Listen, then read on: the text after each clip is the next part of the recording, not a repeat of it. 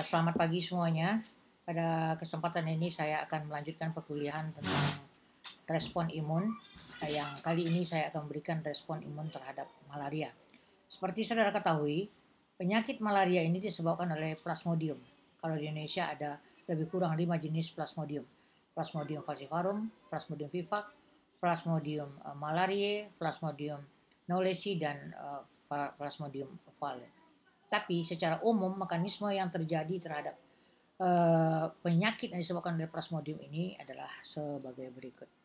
Sebagai ilustrasi dan pendahuluan, saudara bisa melihat di sini bahwa parasit protozoa yang menyerang manusia itu hidup di dalam tubuh dengan menempati berbagai jaringan atau sel yang khas. Misalnya, untuk Plasmodium dia hidup di jaringan di sel-sel eritrosit. Kemudian secara khas infeksi parasit ini merangsang lebih dari satu mekanisme pertahanan imunologi, yaitu ada secara imun humoral dan seluler. Namun yang menonjol tentu akan ditentukan oleh jenis parasitnya.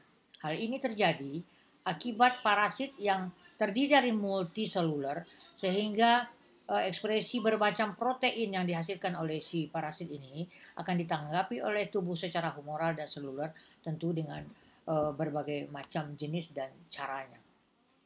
Berikutnya adalah makin besar ukuran parasit yang menyerang, semakin banyak pula jumlah jenis antigen yang akan membangkitkan respon imun dari tubuh. Ini kembali lagi seperti semakin besar parasit ini berarti semakin banyak jenis protein yang ada di tubuh si parasit ini, tentu tubuh akan merespon semua protein yang berbeda antara satu dengan yang lain ini terhadap si parasit ini. Kemudian infeksi parasit pada umumnya bersifat kronik, yaitu bisa tinggal lama di tubuh manusia tersebut. Dalam perjalanan evolusinya, jenis parasit dan yang tahan hidup bisa menyesuaikan diri dengan inangnya, sehingga menunjukkan kekhasan yang jelas pada inangnya. Kemudian sebagai konsekuensi berlangsungnya infeksi kronik, maka dalam tubuh selalu terdapat antigen parasit yang beredar sehingga terjadi stimulasi secara terus-menerus. Kemudian reaksi antibodi dan antigen akan membentuk kompleks imun. Itulah mekanisme respon imun pada infeksi parasit protozoa. Nah, sekarang kita masuk kepada bentuk imunitas terhadap malaria. Yang pertama, imunitas yang terhadap malaria ini terdiri dari 3 tanggapan, yaitu imunitas alamiah, non-spesifik, dan imunitas spesifik. Kalau yang alamiah ini, tubuh sudah membawa sejak kita lahir, bahwa seperti misalnya ada bulu-bulu di kaki, kemudian adanya yang bisa melindungi kita dari gigitan nyamuk misalnya, itu alamiah namanya. Kemudian ada lagi yang dikenal dengan imunitas non-spesifik. Non-spesifik ini mungkin sejenis semua parasit yang masuk ke dalam tubuh itu, tubuh akan memberikan respon yang hampir sama karena dia tidak spesifik, sehingga dikenal dengan imunitas spesifik, non-spesifik. Kemudian yang dikenal dengan imunitas spesifik itu khas atau spesial antibodi yang dibuat oleh tubuh itu khusus untuk parasit yang masuk. Imunitas alamiah ini ada beberapa macam yang ada di tubuh manusia, ya khususnya yang berperan untuk penyakit malaria atau Plasmodium. Tingginya angka kejadian atau kelainan genetik hemoglobin tertentu di daerah endemis malaria memungkinkan merupakan tanggapan alamiah di dalam upaya memberikan perlindungan terhadap parasit malaria. Jadi ada beberapa kondisi hemoglobin di tubuh orang-orang tertentu yang mempunyai perbedaan dengan yang normal. Contohnya HBS. Kelainan ini timbul karena asam aminovalin pada untaian DNA-nya itu diganti oleh glutamat pada posisi 57 dari rantai hemoglobinnya. Sehingga ekspresi protein yang terjadi pada HBS ini akan berbeda dengan yang normal. Nah, kondisi ini dapat menghambat masuknya si parasit Plasmodium. Kemudian HBC, kelainan ini terjadi pada kebanyakan di negara-negara Afrika, timbul akibat penggantian asam amino yang glutamat dengan silisin, sehingga ekspresi protein yang dihasilkan oleh hemoglobin ini juga akan berbeda dengan yang seharusnya, sehingga kondisi HBC ini dapat menghambat masuknya Plasmodium ke dalam tubuh orang tersebut. Ada lagi HbE, hemoglobin E.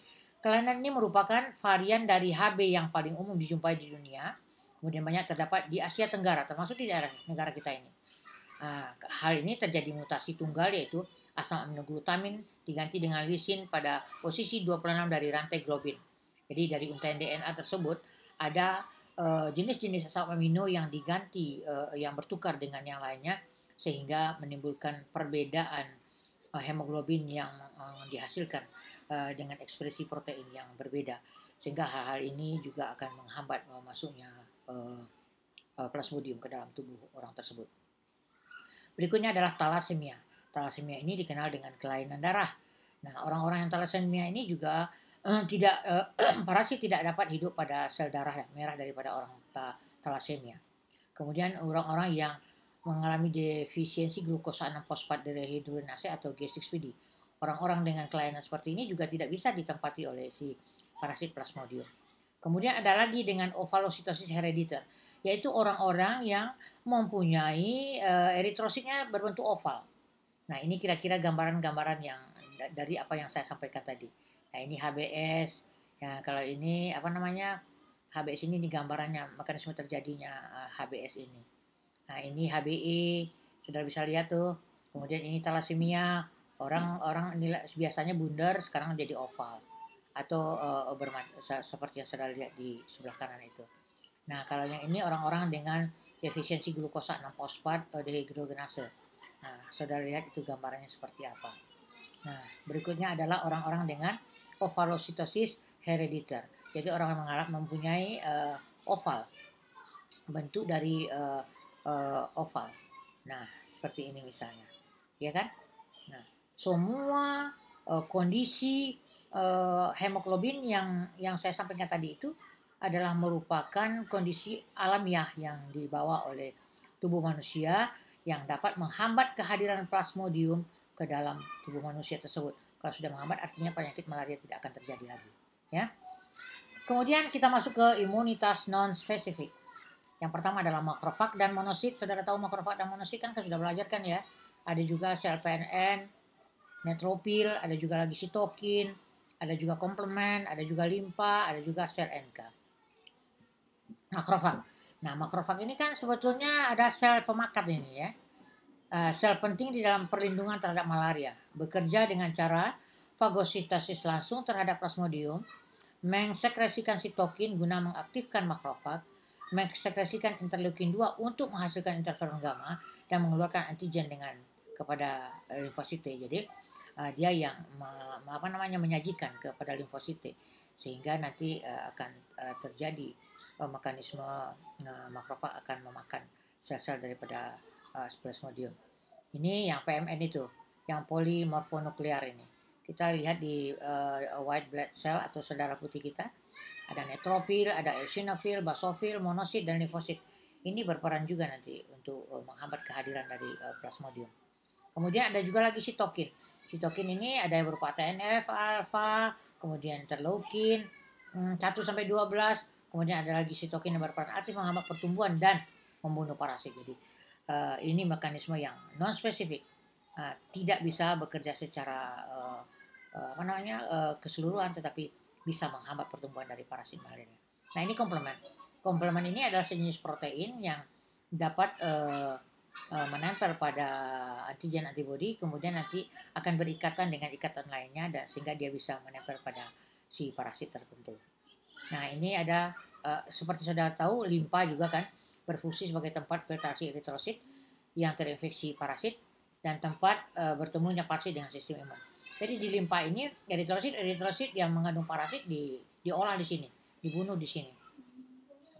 Dilakukan penghancuran terhadap parasit-parasit yang terbawa oleh eritrosit melalui limpa ini. Maka kadang-kala orang-orang penderita malaria itu akan mengalami pembengkakan di limpanya. Selanjutnya sel NK. Sel NK ini berfungsi juga untuk fagositosis eritrosit yang terinfeksi oleh parasit. Jadi kalau seandainya eritrosit itu terinfeksi oleh plasmodium, maka sel NK ini akan dapat memfagositosis daripada sel eritrosit tersebut. Kemudian ada lagi yang kita kenal dengan imunitas spesifik, spesies spesifik ataupun strain atau varian yang spesifik. Kalau spesifik terhadap Plasmodium falciparum misalnya. Kalau yang strain falciparum yang strain Papua atau strain Sumatera Barat. Nah, itu maksudnya ya. Mekanisme kerja sistem imun terhadap infeksi malaria ada peranan limfosite, peranan antibodi, kemudian peranan daripada sitokin. Ini limfosite, saudara bisa lihat nih, limfosite. Limfosite ini bekerja nanti untuk menghasilkan berbagai interleukin yang dapat bekerja sama untuk menghadang si parasit itu. Nah, ini antigen antibodi yang terbentuk ini. Saudara lihat bahwa ini adalah antibodi daripada tubuh manusia secara humoral mempunyai antibodi. Kemudian ini sitokin yang dihasilkan oleh sel-sel limfosite. Nah, ini ciri lain daripada imunitas terhadap malaria ini bisa kita tandai dengan imunitas terhadap malaria timbulnya lambat. Jadi tidak cepat tanggapannya ya. Kemudian imunitas hanya jangka pendek, tidak berlaku untuk waktu yang lama.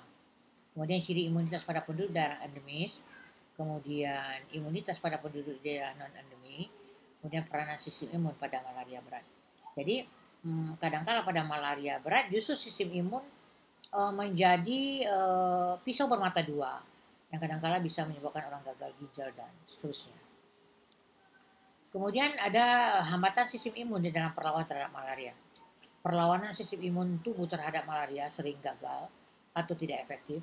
Hal ini mungkin disebabkan oleh beberapa hal. Yang pertama, tirai asap imunologi atau immunological smoke screen. Kemudian keanekaragaman antigen atau antigenic diversity. Jadi tirai asap ini artinya secara ditutupi kabut yang tidak jelas sehingga tubuh tidak mengenali dengan sempurna. Kemudian keanekaragaman antigen ini adalah karena parasit ini terdiri dari banyak sel, kemudian terdiri dari berjenis macam protein, sehingga terbentuk antigenic diversity yang beragam, sehingga tubuh tidak akan bisa langsung bekerja untuk menghadapi semua jenis protein yang dibawa oleh parasit Plasmodium ini, sehingga harus jadinya bekerjanya jadi lama. Kemudian ada lagi variasi antigen yang merupakan bagian daripada antigenic diversity. Sudah tahu antigenic diversity, kemudian masih ada lagi varian antigen itu. Misalnya pada permukaan merozoid itu, merozoid surface protein itu macam-macam, ada tipe B lagi, tipe merozoid surface protein 1 dan lain-lain. Jadi banyak macam varian. Pada satu antigenic diversity masih ada lagi varian daripada antigen. Nah, kemudian tirai asap imunologi sudah lihat seperti ini. Kabut yang menutupi yang tidak memperjelas mekanisme kerja dari sistem imun. Nah, ini keanekaragaman genetik, lihat gambarnya, perhati dengan seksama nanti ya. Kemudian ini adalah yang variasi antigen tadi. Dan selanjutnya selesai saya memberikan kuliah ini. Tapi ini tidak hanya sekedar kuliah yang saudara dengar dari saya. Tetap harus diisi dengan pencarian saudara di literatur-literatur atau jurnal-jurnal yang lain. Tugas saudara adalah mencari mekanisme sistem imun terhadap Plasmodium falciparum dan Plasmodium vivax. Akan saya tunggu laporannya di dalam 2 minggu ke depan. Email saya sudah punya kan? Dulu sudah pernah saya berikan. Kalau kurang jelas juga nanti emailnya, saya akan titip sama Hesti nanti sebagai pengurusnya. Sekian, terima kasih. Banyak-banyak maaf. Wabillahi taufiq wal hidayah. Assalamualaikum warahmatullahi wabarakatuh.